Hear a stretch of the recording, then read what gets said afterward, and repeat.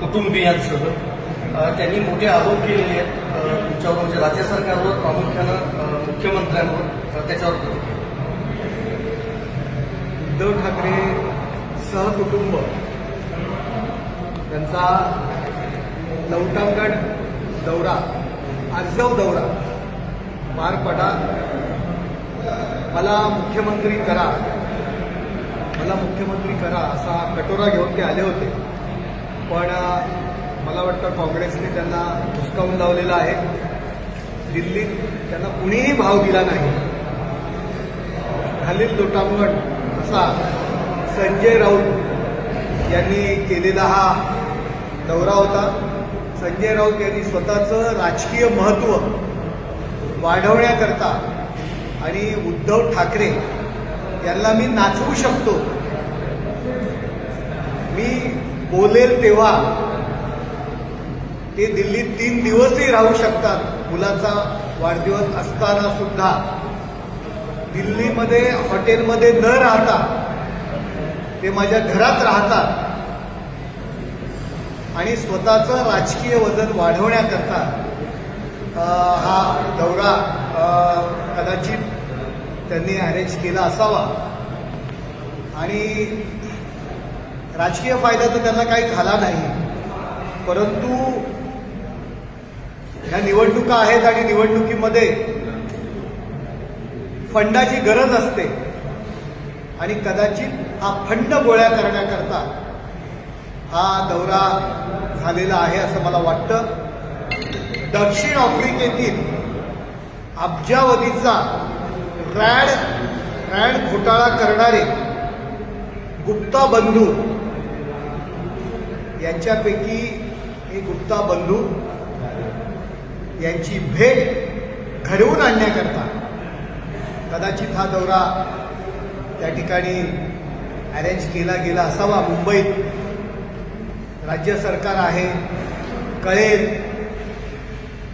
की कोण येऊन भेटलं की ज्याने करोडो रुपयाचा भ्रष्टाचार केलेला आहे असे गुप्ता बंधू.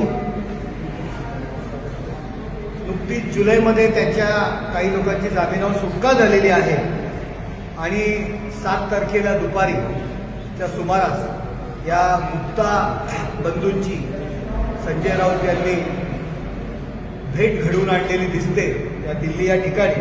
आणि कदाचित त्याच्यासाठीच या दौऱ्याचं अरेंज केला गेला असावा, हा नियोजित दौरा असावा. शरद पवार साहेबांनी लिहून ठेवले की उद्धव ठाकरे यांना राजकारणातील काही कळत नाही असं त्यांनी लिहून ठेवले त्यांच्या आत्मचरित्रामध्ये. आणि संजय राऊत यांचा हा प्लॅन असावा की आपल्या राष्ट्रवादीतील मित्राला किंवा मित्राच्या आप्तस्वकीयांना मुख्यमंत्री करण्याकरता उद्धव ठाकरे आणि पूर्ण फॅमिलीला अडकवायचं आणि आपल्या मित्राचा किंवा स्वतःचा रस्ता मोकळा करायचा, याकरता ह्या सगळ्या दौऱ्याचं नियोजन केलं असेल. ठाकरे फॅमिली आणि गुप्ता बंधू यांची भेट झाली की नाही आपण त्यांना विचारावं 7 तारखेला दुपारी. आणि याची सखोल चौकशी होणं गरजेचं आहे. कशासाठी ही भेट झाली की जो माणूस करोडो रुपयाच्या भ्रष्टाचारामध्ये एका देशाला ज्यांनी फसवलेला आहे, की ज्याच्या लुकआउट नोटीस निघाली होती, या देशामध्ये अनेक ठिकाणी अनेक राज्य, आणि अशा माणसाची भेट संजय राऊत यांच्या घरी 7 तारखेला झाली की नाही याचं स्पष्टीकरण त्यांनी द्यावं. कदाचित त्यांच्या घरातले सीसीटीव्ही बंद केले असतील, रोडवरचे सीसीटीव्ही पाहावे किंवा गुप्ता बंधूंचे फोन तपासावे आणि त्यातून ह्या गोष्टी कळतील.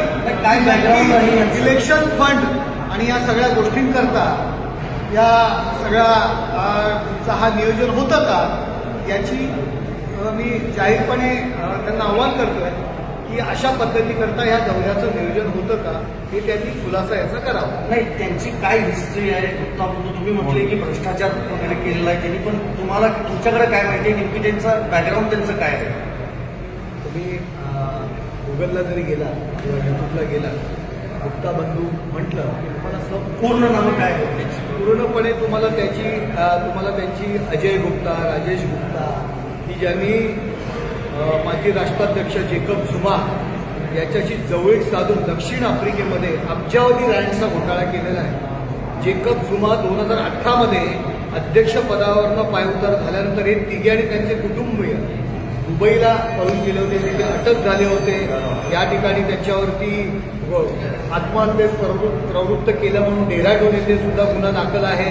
उत्तर प्रदेशातल्या सहारनपूरचे त्या आधी ते बिझनेस करायचे. अनेक ठिकाणी अनेक खात्यांमध्ये खाणकाम असेल, हवाई प्रवास असेल, त्या ठिकाणी त्याच्यावरती त्या उद्योगांमध्ये विस्तार करताना प्रचंड असा भ्रष्टाचार केलेला आहे. आणि अशा पद्धतीचे आरोप आहेत. तुम्ही माहिती काढा. दक्षिण आफ्रिकेमध्ये केलेला हा घोटाळा आहे आणि त्याच्यामध्ये ते पळून गेले होते. अनेक ठिकाणी तुम्ही त्याची माहिती काढा, तुम्हाला त्यांची माहिती मिळेल. केंद्र सरकार आहे, राज्याचे सरकार आहे, अशा व्यक्तीला अटक करणार. अशा व्यक्तींना माझं प्रथम अटक करणं जामिनावर सुटलेलं आहे. परंतु एक राजकीय नेता जो दुसऱ्यावर भ्रष्टाचाराचे आरोप करतोय आणि दिल्लीत येऊन अशा व्यक्तींची एका राज्यसभेच्या खासदाराच्या घरी बैठक होते, तर त्या बैठकीमागचं प्रयोजन काय? त्या राजकीय नेत्यांनी प्रथम जाहीर करावं, त्याचा खुलासा करावा. आपण दुसऱ्यावर भ्रष्टाचाराचे आरोप करतो आणि आपण दिल्लीमध्ये येऊन अशा पद्धतीने जर अशा भ्रष्टाचारी लोकांच्या स्कॅममध्ये अडकलेल्या लोकांशी आपण बैठका करतो.